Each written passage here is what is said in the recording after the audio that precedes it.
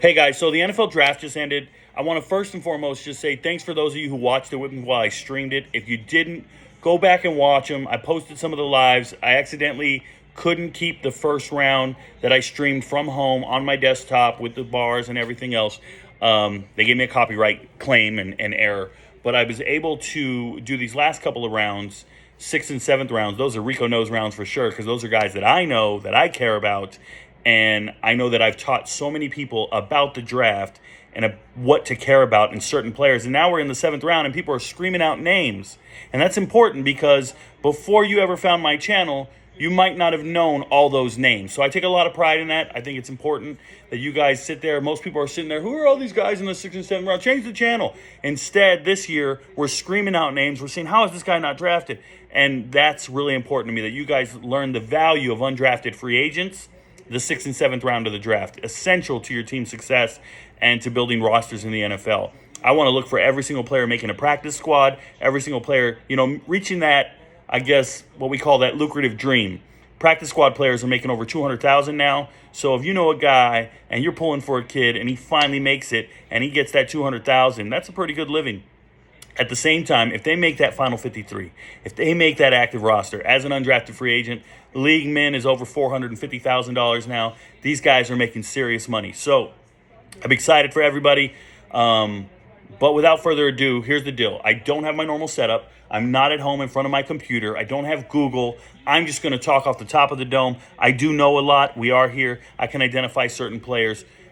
I'm going to be out of date by the time you watch this. Certain players will have already signed with other teams. You will know what teams they're with. You will be able to find it on Twitter, Google, wherever. But I'm just going to hit it. The draft just ended 10 minutes ago, so I'm going to let you know. If you hear some noise in the background, I am watching the XFL playoffs. It matters to me. Once again, a lot of these guys were drafted in the 3rd and 4th round, some first-rounders. But a lot of the guys I'm going to talk about are, going to probably be XFL bound at some point in the near future after 1 or 2 contracts. So I'm going to try to do it like an all NFL team. I have nothing written down off the top of the dome, but let's get started. I'll start with quarterbacks that weren't drafted. There's guys like Tim Durant, but the one that matters to me is Holton Allers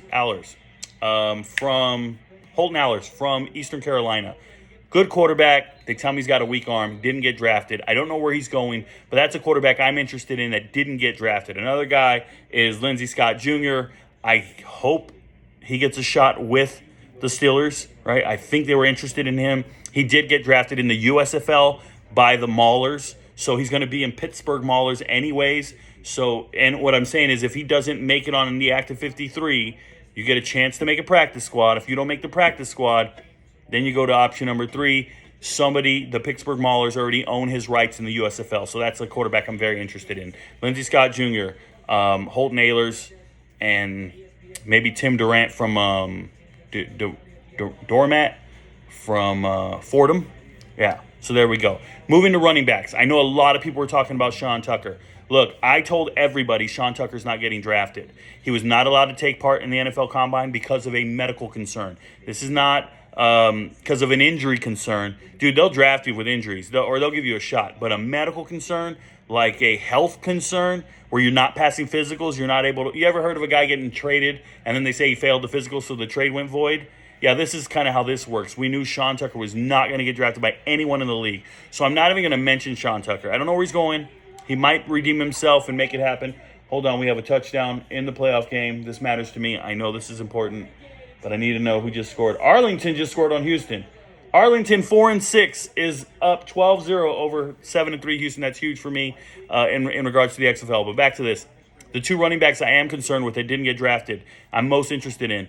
Keaton Mitchell out of Eastern Carolina. Again, Keaton Mitchell, 4.3 40, just a beast of a man. His father played in the NFL for 10 years, undrafted free agent, just like his son apparently. This is a kid who grew up in Georgia, played at Elka, Eagles Landing Christian High School. Yep. Academy. I watched him play in high school, won a couple state titles. Then he goes out to Eastern Carolina, balls out. He's really young. Balls out, pause. He plays really great. All-conference guy in the American, and here we go. Doesn't get drafted. It's mind-boggling to me when other running backs who weren't nearly as explosive and didn't look like home run threats were getting drafted instead of him. Guys like Kenny McIntosh. Shout out to all the Georgia fans who think they have 4 pro running backs on their team when a guy like Kenny McIntosh squeaks into the 7th round and he was better than everybody on your roster, right? So fat chance you got 4 pro running backs on your team. That's why you got your coach offering dudes in the transfer portal to try to be a running back on that team. But anyways, I'm going to stay focused here. Running backs, we have Keaton Mitchell, Mo Ibrahim. Got a lot of wear and tear, had an injury his junior year, I get it, or last year. The previous year. But he bounced back this year, and he looked good. I thought Mo Ibrahim was worth the draft pick. I really did. If you're going to draft the kid, I forget his name right now. I don't have Google in front of me. But the running back from Central Michigan, then you got to go ahead and give an offer to Mo Ibrahim. You do. It's frustrating to me. So poor Mo Ibrahim didn't get a job. Let's find out where he goes. I think somebody already texted me and told me Keaton Mitchell's with the Ravens. That's a steal. That's Ray Rice 2.0, but much faster, not as strong. But it's still just a great get. You know, I thought Keaton Mitchell was very comparable to Deuce Vaughn. So to see Deuce Vaughn go to Dallas in the 6th round, Keaton Mitchell not even get picked up over the next, 40, 50 picks, it was nuts to me. I thought there was going to be a run on running backs at that point, and there was a kind of a run, but it wasn't for Keaton Mitchell, which is nuts. Tight end.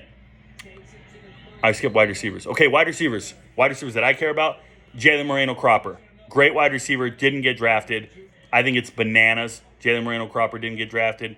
We need to see where he's going. And he was Jake Hayner's #1 target at Fresno State. He was a high school running back turned wide receiver. Got to Fresno. Initially, they were using him to run a lot and throw it to him, this kind of like a Swiss Army knife. And then eventually just made him a receiver full-time, and he killed it, okay? Another wide receiver is Matt Landers. He was at Arkansas this year. You're talking about a transfer from Georgia, leaves in the SEC, puts up really good numbers. I know he's a top 50 wide receiver in the country this year, maybe over 900 yards receiving, if I remember correctly. But he's a big kid, good talent. I think he's got a chance to make a team, so Matt Landers is out there. Another one is Jadakiss Bonds. And Jadakiss Bonds played at Hampton. This is an HBCU kid. I really think Jadakiss Bonds has something to him. I made a video on him. I'm curious to see where he gets signed, where he goes to try to make a team. I'll be watching him in the preseason, and I hope he makes the league. There's another guy out there I'm really pulling for. His name is Robert Farrell. I knew he wasn't getting drafted. He had injury issues while at Washington State this year, so he was a transfer from the FCS. He was at UIW, Incarnate Word. I know I say it wrong. You guys say it differently down in Texas. But Incarnate Word, he transferred with Cam Ward up to Washington State. Got there, broke his foot in the preseason in August, and still played the season with a broken foot. And I'm telling you, when I watch him on film, that guy has New England Patriots written all over him. That dude, he's just great. Little white guy, just spectacular wide receiver, Robert Farrell. I'm going to be interested to see where he goes. So those are 3 really good wide receivers, even 4 with Farrell, right? So I got Jadakiss Bonds, Landers, and Jalen Moreno-cropper. I didn't understand why they weren't drafted. Another one. Whoa, I just totally forgot. C.J. Johnson, Eastern Carolina. I got to go East Carolina every single time here. C.J. Johnson, on tape, to me, looks like Anquan Bolden. Okay, I'm looking off into the distance because I'm trying to think. How absurd is it that C.J. Johnson didn't get drafted? You go and draft, I'm talking to the Cowboys, really. They went and drafted the South Carolina kid, forgetting his name, at the last second, 7th round. You go into the state of South Carolina and grab a guy from South Carolina, and you don't go grab C.J. Johnson? Somebody's going to regret it. He's going to make a team. He's going to make it in the league. He is the real deal. I promise you. C.J. Johnson, East Carolina. Tight ends. There's not a lot of tight ends that I know of that didn't get drafted that I'm willing to vouch for, that I'm worried about. Hunter Lepecki comes to mind. He's a fullback, tight end type, full special teams guy, H-back. So Hunter Lepecki coming out of North Dakota State, I thought he was a player. I like him. He's very likable, work hard kind of guy. You know, all those nice cliches they say about dudes, first one in, last one out, sneaky athletic, all that white guy shit. But listen, being real, Hunter Lepecki is a football player. I don't know who you have on your team already. If you're an NFL team, look at your 53. Hunter Lepecki's better than one of your 53. I don't know which one, but he deserves a spot on your 53. That's all I'm saying. He's not 54.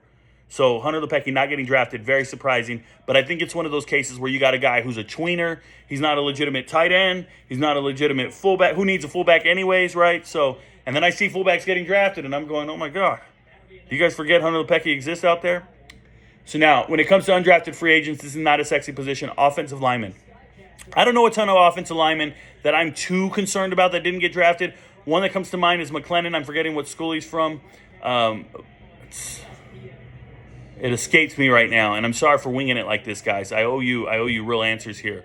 But McLennan should have been drafted, and that's one kid I'm going to look up and see where he went, signed as an undrafted free agent. Moving to defense. Defensive line. There's two guys. Devontae Maxwell. I already know he's with the Bears. He already signed with the Bears. He signed with them as soon as the draft ended. So Devontae Maxwell going to the Bears. This is an all-conference dude at University of Tennessee, Chattanooga, in the SoCon. Let me tell you guys something. Devontae Maxwell started off, I think, at Jacksonville State and then transferred up to the FCS level. So he started off Division II, goes to FCS, doesn't get signed. I don't understand it, man. I watched the tape on Devontae Maxwell. He looked like a man amongst kids, and maybe he was. Maybe there wasn't a lot of competition, but he looked like a legitimate prospect, one worth a draft pick. Well, he's obviously with the Bears. Bears sign him immediately. Let's see what happens. I think he can make that team. I don't care how loaded they are. Devontae Maxwell. Another one is Thomas Incoom. An edge defender from Central Michigan. This is another transfer. Maybe I'm getting him mixed up. Maybe he transferred from... Did he transfer from Ferris State? No, I'm thinking Caleb Murphy. They're all the same to me. They're all beasts. I'm getting schools mixed up, and I apologize, guys. I have no notes in front of me. I have nowhere to Google. I'm just talking. But Devontae Maxwell, Thomas Incoom, I think he already signed with the Broncos. Okay, draft ended. Thomas Incoom's with the Broncos. I think that's an NFL football player. And then Caleb Murphy. Set the NCAA record for sacks in a season. I think he had 26 and a half sacks this year in Division II, Ferris State. Two-time national champ. Very good player. Maybe, I don't know what the deal is. Played small school in high school. Played at a small high school in Michigan. Transferred. He went to Grand Valley State initially. Transferred to Ferris State. Look, man, I just know football players when I see them. And when I watch tape, I say, that's a football player. So, shout out to those three gentlemen. I'll be looking them up. Linebackers. How does Isaiah Land not get drafted? Florida A&M, FAMU. How do we not draft FAMU Isaiah Land? How do we not get Aubrey Miller out of Jackson State? Those are two really big ones for me. Obviously, everybody's going to be talking about Calvin Pace. Calvin Pace Jr. did not get drafted. They didn't like him. He's 5'10". What is he, 5'10", 230? And his only thing he can do is pass rush is what they say. I don't know, man, but I watched that guy. Call him Pat Swelling. Could do what you want to do. But Calvin Pace Jr. has every right to be in the NFL or at least get a shot. And he's going to get a shot as a free agent, though. He's not going anywhere. Now, DBs. My number one DB that didn't get drafted is Starling Thomas V, the very fastest player in the draft. He was clocked at over 24 miles per hour. State champion in high school out of Alabama. Played at UAB. He does have some injury concerns. It's a big deal. He was drafted in the USFL, so if he doesn't make it on a practice squad, he doesn't make it on an active 53, he's going to go to the USFL. They already own his rights. I forgot who drafted him. But Starling Thomas V not getting drafted hurts my soul because that's one of my hidden gems. Rajon Wright, another corner, another DB that deserved every right to be in the NFL, drafted by a team and deserved to hear his name called. Oregon State corner. I think he's a dog, as they say. He's a dog. And then one guy that people need to understand, this is what happens. You think you got 5 stars on your roster, but when push comes to shove, they're not really 5 stars. And that's Eli Ricks, okay? You guys all sit there. Some of you SEC fans sit there and look at your roster and think you're 4 and 5 deep with pros. You're not.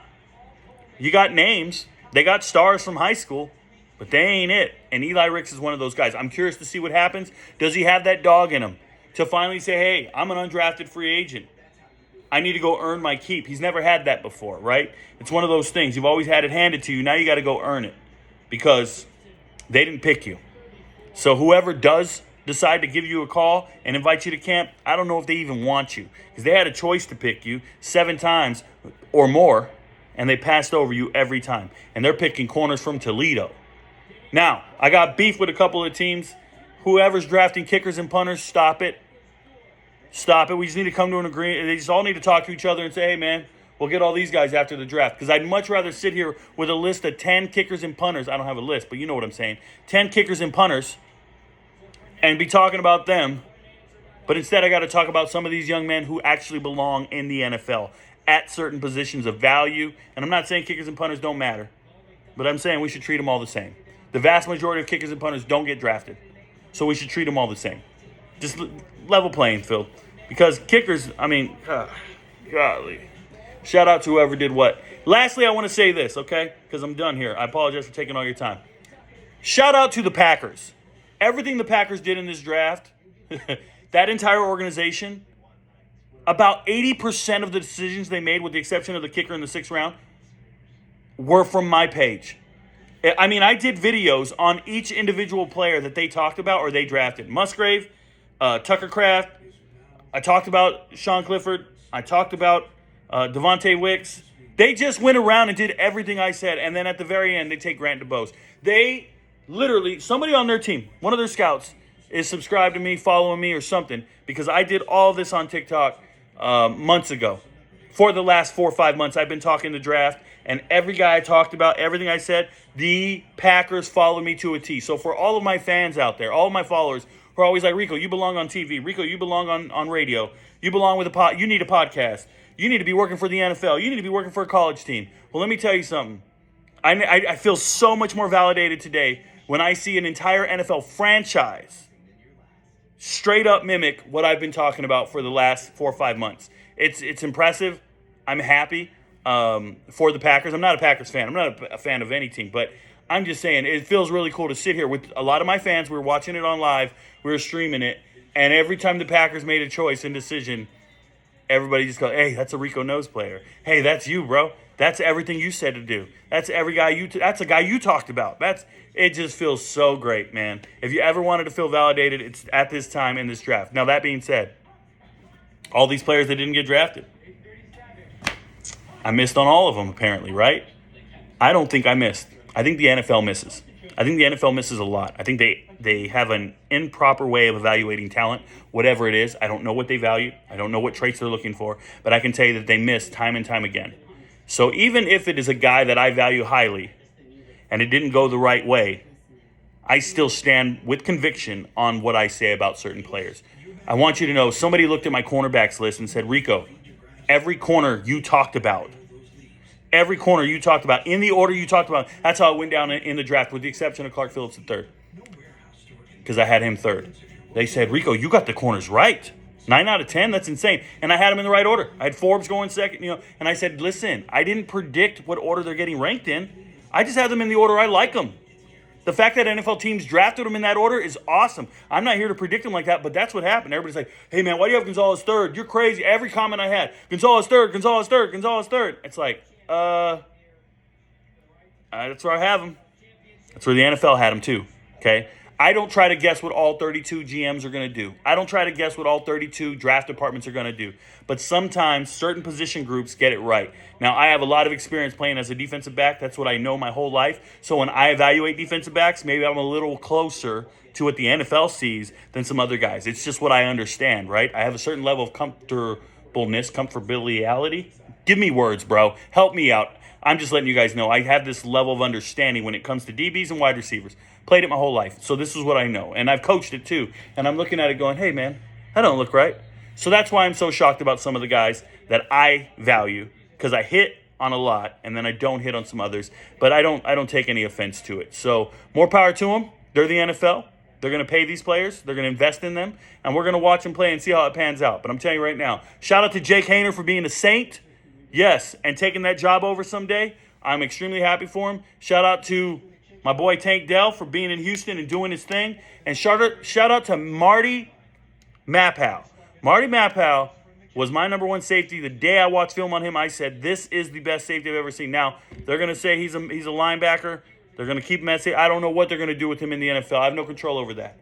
But shout out to the Patriots for taking a guy from the FCS in the 3rd round when everybody else called me crazy. Okay, when everybody else started pointing at some Brian Branch guy or somebody else, and in the face of adversity, I said, Marty Mapow's my guy. I'm not getting off it. I like Marty Mappa. I don't even know what drafts are saying. I don't know what mock drafts are saying. I don't know what experts are saying. I know what I'm saying because I evaluate talent just like everybody else. And we all put our pants on one leg at a time like everybody else. They're not special, okay? I refuse to concede defeat to any of them. So shout out to anybody who's rocking with me. I'm not saying shit just to be different. I believe in what I'm saying. And I'm going to tell you guys, if you want to know if combines matter, they don't. They don't. Combine doesn't matter unless you're an unproven guy nobody's ever heard of and you maybe got a shot. You're going to lower your draft value because who was that Ford guy? Ford Wheat. Everybody's like, Bryce Ford Wheat. Rico, what do you think about him? He ran a fast 40 and no one else cared. Okay, he ran a fast. And then you have your boy Stevenson, the corner from Miami. He's a transfer, by the way. But Stevenson was terrible in every drill. Ran a slow 40, terrible in every drill, and still got drafted high because he's 6'2" or whatever, right? So they just don't care. They just don't care about certain things. Certain metrics matter, and then they don't. There's no science to this. There's no science to this. It's imperfect. Hey, but I just want you guys to know, if there was ever a time you were going to sit there and talk about undrafted free agents, if you didn't follow me all offseason, if you're unaware, if you're new to my channel, you're new to my world, I'm RicoKnows. I'm going to tell you guys this. There's so many people who don't know these players that didn't get drafted. But Rico knows. Thank you.